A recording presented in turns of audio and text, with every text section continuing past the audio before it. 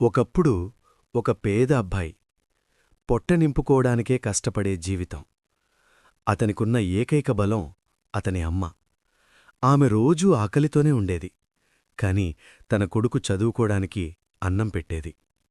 అమ్మ చెప్పేది, బాగా చదువు నాన్నా, నీ జీవితం నాకంటే బాగుండాలి. అబ్బాయి చిన్న చిన్న పనులు చేశాడు. అవమానాలు, అపజయాలు, నిద్రలేని రాత్రులు. ప్రజలు నవ్వారు. కాని అతనాగలేదు. సంవత్సరాలు గడిచాయి. అతని కష్టానికి ఫలితం వచ్చింది. పేదవాడు ధనవంతుడయ్యాడు.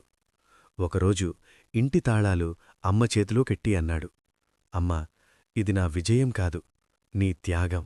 అమ్మ కళ్లలో కన్నీళ్లు, ముఖంలో చిరునవ్వు.